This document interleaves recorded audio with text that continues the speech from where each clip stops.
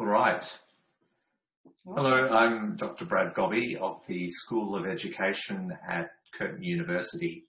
I'm pleased to welcome you to this conversation with Dr. Senda Dovchin on linguistic racism. First, some information about Dr. Dovchin. She completed her PhD and MA degrees in language education at the University of Technology in Sydney. She is a Senior Research Fellow at the School of Education at Curtin University and a Discovery Early Career Research Fellow funded by the Australian Research Council. Previously, Senda was an Associate Professor at the Centre for Language Research at the University of Aizu in Japan. With Alistair Pennycook and Shayla Sultana, Senda co-authored Popular Culture, Voice and Linguistic Diversity. Her first book, Language, Media and Globalisation in the Periphery, was published in 2018, and she has since then published Language, Social Media and Ideologies. Senda has co-edited several volumes such as Translinguistics, Negotiating in Innovation and Ordinariness.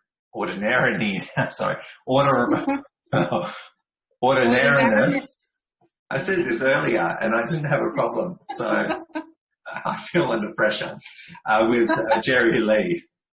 I'm very intimidated by all of these publications, Senda. Okay. But I will persist to read the others that I've got listed here. So she also co-edited the Critical Inquiries of Sociolinguistics of Globalization with Tyler Barrett, and just this year, Digital Communication, Linguistic Diversity and Education, published by Peter Lang. This is in addition to her numerous articles in international peer-reviewed journals. Thanks very much for taking the time to chat, Senda. I'm surprised you're not writing at this moment. Now, you will be surprised. So, look, linguistics is not my area. One of the reasons that I like chatting to people who don't study or research in my area is I can understand and speak as a layperson, and that helps people communicate their research to others who don't have necessarily the technical knowledge to understand, for instance, about linguistics. So your current research focuses on linguistic racism, and I wonder if you can tell me about the project and what you mean by linguistic racism. Okay, thanks, Brad, for inviting me for this talk. I really appreciate your invitation. So I will talk about my current research project, which is funded by Australian Research Council, and it's called Linguistic Racism. So what do I mean by linguistic racism? I'll just try to explain in a very simple way. So when I say linguistic racism, I basically refer to all these different ideologies and practices, right, that are utilized and applied to confirm, to normalize, or to reformulate this unequal and uneven linguistic power between language users and between social groups and so forth. So in contrast to other racism, such as established racism, such as racism based on skin color or one's ethnicity or one religion and so forth, linguistic racism is a bit different because it's racism based on one's language, you know, the use of one's linguistic repertoires, dialects and speeches and accents and pronunciations, the varieties and so forth. So this is specifically pretty much focusing on one's individuals or social groups' linguistic practices. So that's, we call it linguistic racism. So linguistic racism is basically sort of points to the critical issues between language and inequality, language and social justice, linguistic human rights, and so forth. So So in applied linguistics or in social linguistics in my field, there are lots of new terms and terminologies that are emerging in terms of linguistic racism. So we have terms by Toscana Kangas called linguicism, or by Flores and Rosa, they call it racial linguistic ideologies, or languagelessness, or racial linguistics. And there are lots of, new terms are emerging, but all these new terms and terminologies are basically, they have the main ethos looking at somebody who is in a very sort of like, a vulnerable position, and who is, getting all these discriminations and divisions and differentiations based on how they speak. So that's a very brief sort of definition of linguistic racism that I study, right? And there are lots of examples of linguistic racism. In fact, the phenomenon of linguistic racism is increasing at an alarming rate, actually, around the globe. Now, if we look at this in the wake of COVID-19 pandemic, for example, there are lots of global Asian families, global Asian communities. They have been discriminated. And the linguistic racism has been one of the main, discriminative practices against Asian families. We have all these racially motivated terms and phrases such as Wuhan virus or China virus, right? So this is all part of the linguistic racism. And also, I remember in the UK, there was this Polish guy who was beaten to death a couple of years ago because he was speaking Polish in public space, and he was beaten to death by a couple of teenagers. And there's another example that I remember was, this one has made a big headline around the world. That Duke University professor, she basically sent an email to all Chinese students on campus saying, you have to speak only English. Speaking Chinese is not allowed on campus. And it has made a huge headline around the world because of this. So these are all just very, these are all these examples that made headlines around the world, right? So my study is basically doing qualitative study with real people in an ethnographic, real context, and find out what is really happening with these people. Is linguistic racism real? If it's real, what is really happening to these people, So this was first my research questions and aims. Now, I'll just say very simply, the three main concepts of linguistic racism. So first we have interlanguage discrimination, or interlanguage racism, language racism we call it. So interlanguage means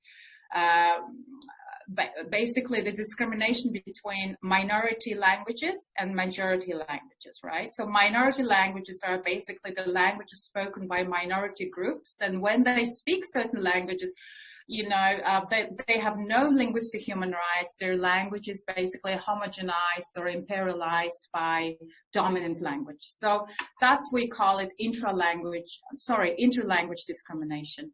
So the language discrimination between intergroups. Now, there are also intralanguage discrimination or intralanguage racism. It's a bit different from interlanguage, because intralanguage can happen in the state, in the particular nation, right?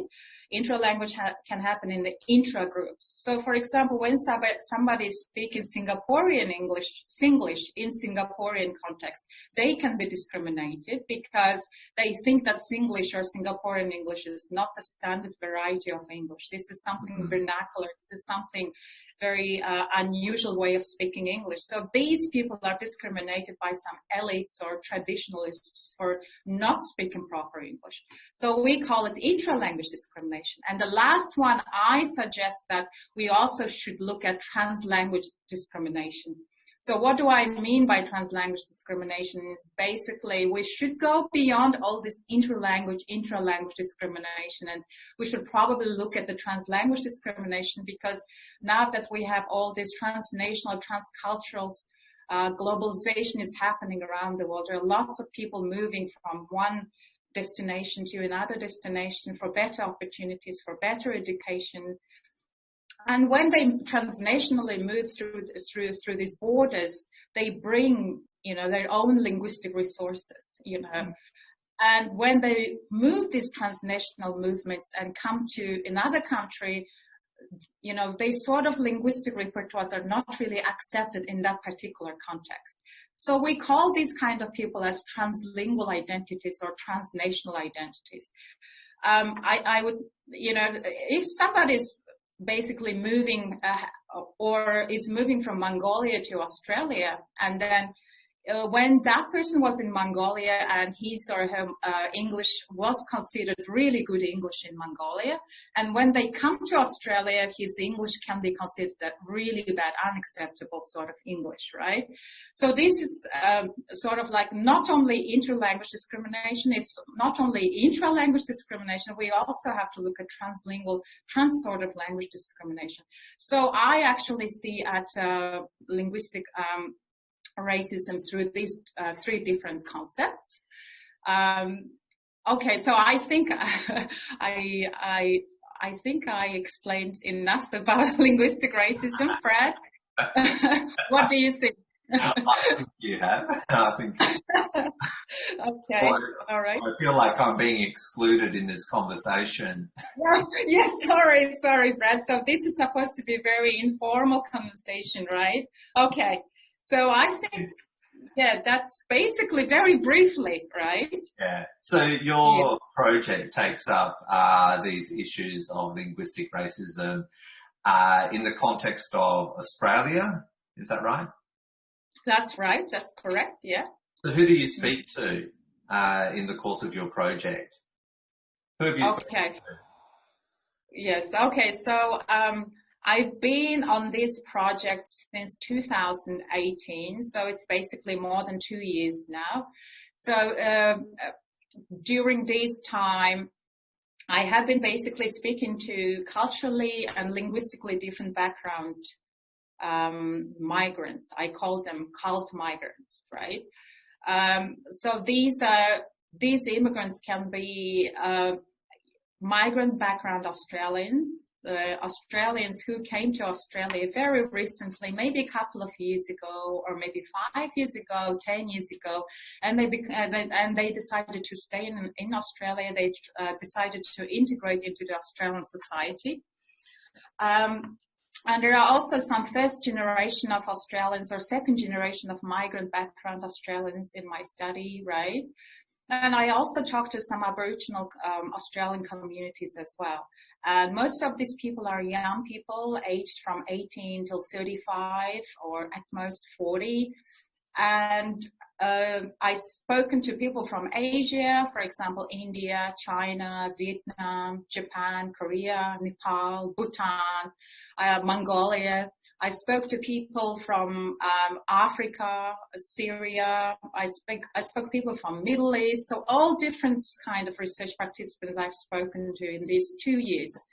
So when I spoke to these migrants, when I spoke to them, it's basically part of my research methodology that I call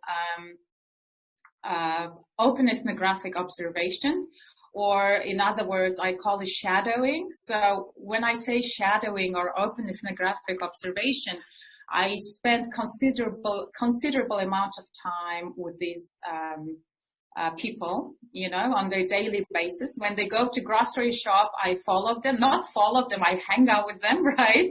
And when they take public transports, for example, I go with them in a public transport, or when they go to hospital or school or university, I try to come with them, and they invite me for their parties, and we establish friendships, and then through that, they trust me more, and they trust me more, and they start to open up more, and this shadowing or open ethnographic observation gives me a really solid sort of contextual background for my research, right? Mm-hmm. And after that, I haven't finished yet. After that shadowing, I I have lots of good knowledge, ethnographic knowledge about these migrants, right? Everyday lives. And then I prepare my semi-structured, open-ended interview questions, and I invite them for interviews and also group discussions as well. Right. And afterwards, you know, I sort of try to understand what is really happening in terms of their lives, and especially in terms of linguistic racism. Mm.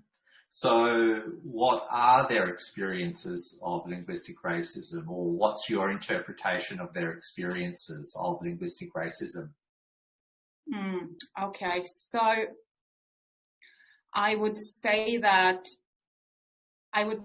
unfortunately, I have to say that the majority of my participants, I'm working with around 100 migrants at the moment. Unfortunately, not majority, almost 100% of these migrants, they have experienced racism, not only in the forms of like linguistic racism, you know, it's also racism, those established racisms. So 100%.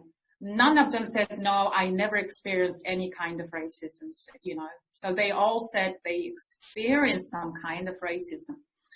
But majority of the research participants, I would say perhaps 85% of the participants, they have encountered linguistic racism specifically. I mean, when I tell them, for example, you know, I wouldn't ask them, have you ever experienced linguistic racism? Because it can be sort of very jargon sort of terminology, right? So I would explain to them, you know, have you ever sort of experienced any sort of unpleasant experience based on how you speak English or something like that, right? So they would say yes, and they would explain where, whereabouts, and how, and what. So from my data analysis, there are two kinds of racisms that my research participants have encountered. The first one is explicit racism, and the second one is implicit racism, right?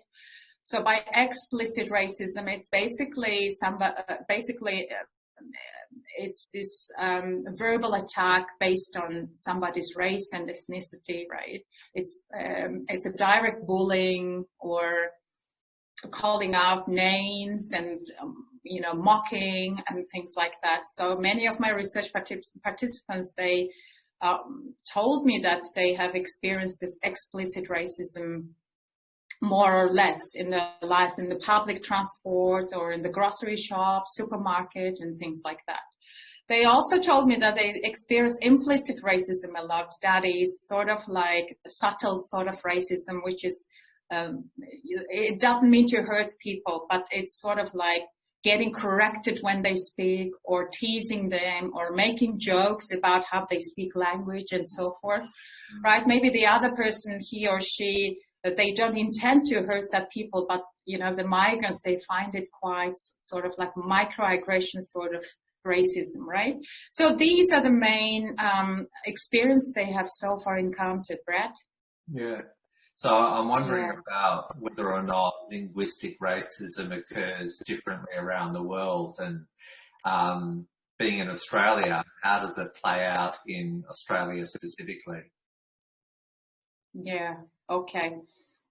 So I would answer to this question in the world and in Australia. So I would say in the world, I would answer this in terms of the idea of the difference of similarity and the similarity of difference, right? So what do I mean by that is it can be different depending on the particular context, the particular people, social groups and individuals, but it can be very similar overall in the world, right? So that's what I mean by difference of similarity, or similarity of difference. So when I look at all these examples that I was investigating in terms of my research participants, and when I hear their stories, it's quite similar to what is happening around the world beyond Australia. So I wouldn't just say that, oh, it's very specific in Australia, you know. But of course, there are many specific cases in Australia, because Australia is a country Australia has its unique settings, right? Mm. So we all know that Australia is Australia tends to sort of advocate for multilingualism and multiculturalism. It's a country based on, the population is many percentage of the population is based on immigrants and migrants, right? Mm. So with that, there are lots of specific examples in Australia. I would say that, especially with Aboriginal Australian community, the issue of linguistic racism is quite sort of like, wide, right? So we know all this headline in Australia back in 2016, I think, by ABC's Four Corner. So the young Aboriginal Australians, in that youth detention centre, there was, sorry, there's this email coming. Okay. So in the youth detention centre in the Northern Territory, it was seen that young Aboriginal Australians were seen being tear gassed and stripped naked and shackled to a chair, right? And clearly these abuse of these young people are based on these far broader complex issues. The teen inmate, Dylan Waller, he read a personal statement to the Royal Commission, and he said, on a number of occasions, I have witnessed officers abusing young Aboriginal men in here, putting them down because they can't speak English properly, So this is one of the main sort of forms of these young Aboriginal, teens being abused by authorities. So this is a very specific sort of context in Australia, Yeah. Also, I could add to Australian context is, I've been working with all these immigrants and migrants for two and a half years now. And I do think that I do have this feeling that, mainstream Australians think that these migrants, they don't want to integrate into the society because, these migrants, because they can't speak English, or they can't integrate because they're shy, or, and that's the mainstream Australians. They kind of have this tendency to think that migrants are not willing to integrate on purpose or intentionally. But when I speak to these migrants, it's a different story, because they're so passionate about integrating into the society, right? And they are so they have this strong desire to be a part of Australian community. So, and they want to make friends with locals. They want to go out. They want to socialize. The problem is they don't know how. They're very, very shy to speak English, and they don't know where to go, who to speak. The support system is very inaccessible and unclear. And I think that, yeah. So if they're feeling excluded because of how they speak, one of the ways in which they might be able to connect with others is by improving their ability to speak, for instance, standard Australian English or what have you. This is kind of like a barrier to them, so it's kind of like self-perpetuating. Yes, that's right, Brad, and I'll go back to that one later, because that's also one of the very main issues I have encountered. Okay. So I think we as the support system for migrants, it needs to be improved, and we need to really need to consider seriously how to reach out to these migrant communities, because they want to be the part of Australian community. They want to integrate, Right. And last, yeah. Well, just kind of thinking that it's also, and you might be coming to this point, around building the tolerance towards linguistic diversity, so that migrant communities don't feel excluded because they do speak or sound different. Yes, exactly. That's correct. Yes. And last but not least, another strong observation I have made in terms of linguistic racism in an Australian context is I do think that mainstream Australians, they believe that there is linguistic racism in the society. And I would give them credit because they are against linguistic racism. They don't want it happening in the society. And I have that feeling, many people are positive. They're like, oh yeah, we acknowledge that, and we need to do something about it. We know this is happening, right? But unfortunately, those mainstream Australians, they need to be educated as well, or they need to reach out migrants more. And I do think that, for example, I was talking to this quite popular politician, Australian politician, about linguistic racism recently. And she's a sort of like human rights advocate as well. And she was talking really passionately about linguistic racism. And then she said, I have this friend from France, and she's French, and she migrated to Australia. She's my really good friend. And every time she speaks French, she's very, sort of like shy. She has this anxiety because of her very strong French accent, right? And then she says, I feel really sorry for her and really guilty for her because she has nothing to worry. So I can see that the politician is very worried about the situation, and she's aware that her friend is sort of like being discriminated or whatever. But the point she's making is that she said, but you know what I tell to my friend is, oh, you don't have to worry about your French accent because it sounds so cute and it sounds so desirable, right? So I think when you talk to certain people about linguistic racism, we also need to ask ourselves, is it really linguistic racism, right? Because when somebody who has Asian accent, for example, Chinese or Indian or Vietnamese, English accent, they not, it's not considered as desirable accent, So I do think that people need to raise the awareness in terms of who is privileged, who is the real victim, Brad. Mm-hmm. Yeah. So are these some of the key insights or findings that are emerging from the study you're doing? I just said my key insights and findings, Brad. No, I'm kidding. Okay.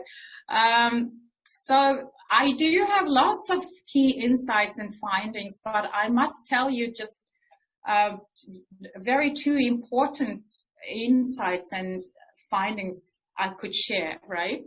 So the first one is basically migrants who are facing this linguistic discrimination or linguistic racism they can be categorized. So I started categorizing all these forms of racism. So I can say that accent is pretty much number one. Accent is a very complex issue where migrants they're scared of speaking English because of their accent. And based on accent, there are lots of sort of divisions and, discrimination. So there's, when you go to, for example, senior high school or high school, students are being bullied based on their ethnic accent, right? So when somebody's from, I don't know, Vietnam and go to, as a new student in the classroom, she's being bullied because she's pronouncing something differently. So kids laugh at her. So kind of ethnic accent bullying. So ethnic accent bullying has been one of the main findings, I would say. But as I said, when I say ethnic accent bullying, I'm not really talking about like somebody who's speaking privileged accent, right? Also, there's another sort of finding that I call, or concept that I call as linguistic stereotyping. So linguistic stereotyping is refers to this predefined perceptions and predefined stereotypes imposed on English speakers based purely on their ethnicity and race. For example, say like if somebody looks Chinese or Asian, right? Even though he was born in Australia and he speaks perfect fluent Australian English, he can still be discriminated because people would think, oh, he must have an accent, So they have this accent hallucination, we call it, accent hallucination, yeah. So when you look at somebody and you have this hallucination that he's speaking not proper English, right? Because this linguistic stereotyping. So this is one of the second findings that I found quite, sort of important findings. So basically, irrespective of their actual high level of English, they're still being heard, seen, imagined, speaking bad or unacceptable English. And also, there's this very important findings that I want to share is this ethnic linguistic penalties that I would say, especially in terms of employments by the hiring committees and hiring personnel. So all these migrant backgrounds, job applicants, they send their CV to employers. And unfortunately, I have these participants who sent more than 600 or 700 CV. And she never got any replies, or she never got the chance to have an interview, nothing. I've got another participant from Ukraine. She has applied for hundreds of jobs. She never heard any, any replies, any sort of, call or any interview opportunity. Now they think, my research participants think that this is because their name is not Anglo-Saxon name or white sounding name. Their name is sort of very hard to pronounce. Their name is weird and exotic, right? Nobody can pronounce their name. And they would be like, who's this person from? If his name is like that, he probably can't speak English and can't do the job. So I call it sort of ethnic name penalty, only because they have that kind of name, their CV is not going through. And this is very real in Australian context. Also, so they do have this very sort of impressive CV, like they went to university in Ukraine. She has a PhD in Ukrainian university, and she was a big lecturer and professor in Ukraine. And she come to Australia, and in her CV, she mentions about her PhD, her master's degree, her bachelor's, and they're all, and she was all educated at the university in Ukraine, right?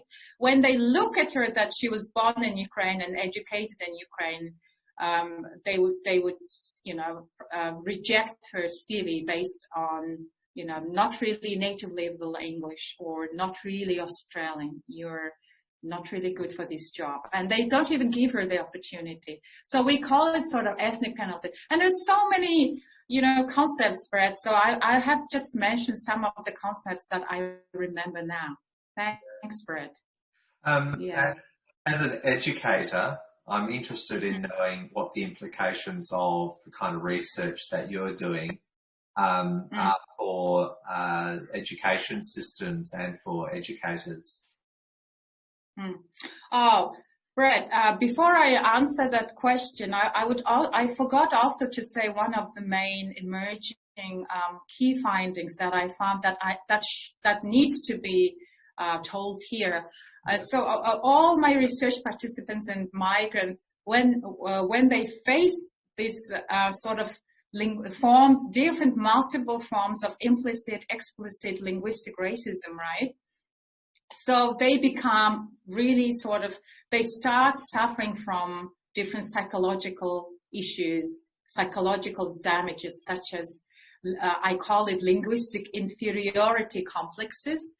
That is, you degrade yourself, you lose your self-confidence, and you have fear and anxiety, and you think that you are worse than anyone, and you categorize yourself as a second-class citizen, as they call, and then they decide to withdraw. So I call it social withdrawal. So, and then, they lose their sense of belonging. There's no sense of belonging, low self-esteem, and all of this psychological damages, when they're accumulated together, it turns into a depression. It turns into a very serious clinical mental health issues, such as suicidal ideation, eating disorder, alcoholism, substance abuse, and so forth. So I have so many examples based on my research participants who are going through mental health problems and psychological issues. And unfortunately, they cannot have immediate help, because when they try to go to counselors and psychologists, their English is not enough. When you're trying to speak a very intimate, personal things about yourself, you have to speak in English. and then they can't express 100% in English. There's a huge communication barrier, and the psychologists obviously can't speak, for example, Vietnamese, Mongolian, and they become the real victims. I know many people who are facing this problem right now, and this is a very serious issue. Yeah. So in relation to education, what do you think education systems and educators could learn about linguistic racism and kind of catering to culturally and linguistically diverse learners? Yeah. So we are all educators and scholars and academics, so we are all here to, educate people about what is happening in the real world, right? So I think that as a linguist and educator myself, speaking for migrants, I think that talking about linguistic racism is very timely. So its social linguistic implication is very important for current Australian educational system, because in the face of Australian educational system, of the strong value of the multicultural, multilingual campus, multicultural inclusion of the diversity and equality, right? We have a very distinct lack of understanding, very distinct knowledge gap, very distinct lack of public understanding, and there's a significant knowledge gap of what is really happening for our international students, for our migrant background, non-English speaking background students. Are there any early signs of low social integration, low linguistic integration? Are there any potentials to improve this, So I think it's very crucial to raise awareness about linguistic racism against the victims, against the people, and we can link it to the issues of social exclusion, the peer aggression, the bullying, right, the stereotyping, and then we must take it very seriously in terms of high school, senior high school, in terms of universities and other tertiary educational arenas, and we have to recommend policies, and we have to, recommend intervention, suicide prevention, promote mental health well-being, and we need to build more resilience towards linguistic racism as educators. And another important implication is, I would say that,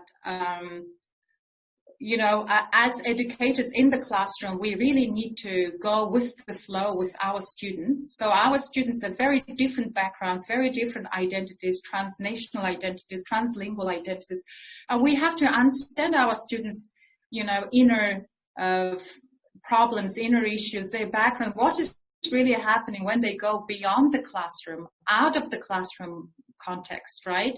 And we need to see our students through their own eyes, and I do think that language scholars, we are also public intellectuals and intellectual activists. We need to really pragmatically apply our research into the classroom, on campus, and really engage with our students.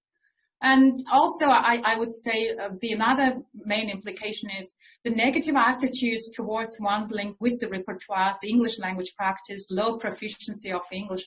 It really causes these self-degradations in terms of speaking English for our students, and they become really unmotivated to learn English, or not only English, to learn anything, So their productive acquisition of certain language, or their productive acquisition of learning, getting educated, it really hinders them. So we really need to think about all this, and perhaps we need to raise awareness among the psychologists, counselors, local therapists, or maybe, inexperienced faculty members or local students about what is really happening, so that we can create this resilience toward linguistic racism as educators together. Yeah. Senda, I've actually run out of questions, so if there's anyone who's currently here wants to ask a question, you can unmute yourself and ask Senda a question, or you can type it in the chat box. We've only got a few minutes left. John, you've unmuted. Do you have a question? Hi, John. How are you? Hi, how are you both? Good. Thanks for that, Cinder. I must have Thank a talk to you, Brad, about maybe doing more of these. I think it's a good thing. Yeah. Okay. Cinder, I'm suffering from a lack of party invitations at the moment, so I'm going to make sure that my future research uses an open ethnographic observation methodology. So thank you for that. Yes, you can be invited to birthday parties. You can be invited to family gatherings, picnics, whatever parties you want to, if you want to socialize, John. Sounds fantastic. That's fantastic, yes. The thing I did want to ask you about was, how do you anticipate your research will make an impact? I mean, you can produce your findings and certainly have publications and so on, but you know, that sometimes doesn't really get to the context where it can have an impact. Is that sort of in your future vision somewhere? Yeah, I mean, what I concentrate on the impact is basically academic impact and public impacts, right? Two kinds of important impacts. So I think in terms of academic impacts, I have been publishing in good journals and, you know. Yeah, I'm not really interested in academic impacts. Okay, so academic impact is done, but yes, a public impact is very important. The Australian Research Council, they encourage us to be involved in public engagements, right? So I thank Brad for this opportunity to speak up because, you know, this can be also one of the public impacts, but no, I'm working with my local councils. So I'm working with certain councils around Western Australia. So I'm working with the representatives like MPs in that particular councils, right? So I'm going to hold some workshops and talks about my research with the local community about my research. This is all in my plan. So I've been spoken to quite a lot of MPs and politicians lately about, I mean, they're very supportive. They want to hear what is happening, you know? So they, yes, and I have lots of invitations, and so if Western Australian COVID situation is okay, like these restrictions are fine, I'm thinking of a lot of workshops and seminars for public engagements. And yeah, so that would be my another sort of way of, you know, contributing to public impacts. I'm also thinking of writing for a conversation, and also I'm trying to draw I'm trying to draw attention from media. So I've been talking to quite a few media outlets as well. So I'm sure this can be, I'm sure my research participants' voice can be heard through all this means. Ben, do you have a question, Benjamin? Yeah, I was wondering, because you sounded like once the people understand what they are doing wrong, they will do better. But usually, if I have privilege, and by letting other people into that privileged zone, I would enlarge it, I would lessen my own privilege. So, I mean, steps that are easy to take to some extent, or the demanded political correctness, you will take that. But for instance, one thing that came to my mind immediately was orthography, because it's so very much different between the attitudes between Germans and Swedes regarding foreigners that handle orthography is so different. If you're in Germany and you cannot spell correctly, which doesn't matter. I mean, I understand everything you write. And for me, it would be okay. But for almost any German, they will immediately develop a low respect attitude. While in Sweden, no problem at all. My Swedish orthography is awful. And I never experienced any problems. And other less Swedish looking foreigners were doing quite well, at least with their orthographies, not on other levels maybe. Yeah. So if we would lessen privilege, let's say on a big point like orthography or on other points that matter, who would be willing to do that? And I mean, at some point, you get from political correctness into class struggle, right? Mm-hmm, Yeah. Yeah, that's correct. Yeah, Brad, what were you going to Well, say? I was also thinking, to build upon what Ben was saying, the intersection of linguistic racism with other powers, such as, so not only ethnicity, but class, sexuality, and gender, and the interactions. So what are the experiences of people from different within the same ethnic group, but which are marginalised according to other kind of factors, such as, you know, being working class or being gay or lesbian, and how that all plays out in relation to the linguistic racism too. Yeah, that's a good point, Benjamin, Brad. In terms of intersecting linguistic racism to other powers such as sexuality or working class, it's very important. Many studies have been done before, actually, especially in terms of like gay language, right? So they categorize it gay language, and people get discriminated because of certain way of speaking, sort of gayish way, right? So they do get discriminated on that. I actually have a research participant who has been the victim of the gay, like speaking of gay language, right? And there's also studies about working class, especially in England, about speaking Northerners and Southerners and things like that. That's also sort of linguistic racism, the posh English or not so posh English, right? So these are all, these are all related. I mean, the idea of linguistic racism is not only sort of like related to just migrants or indigenous community, but there are lots of other people and individuals and social groups.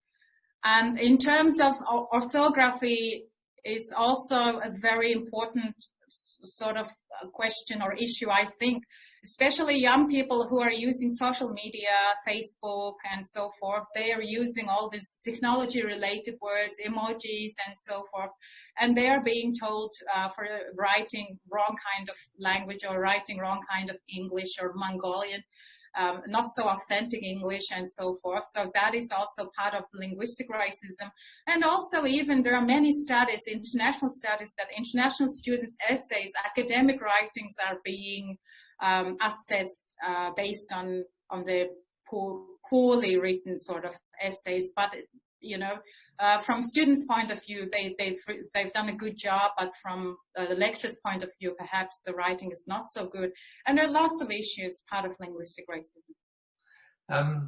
I'm going to end the recording now. We can continue the conversation, but I'm going to end the recording. So thank you very much, Senda, for your time. Okay. Yes, thank you. Thank you very much, Brad, for inviting me. And yeah, I had a pleasure talking about my research.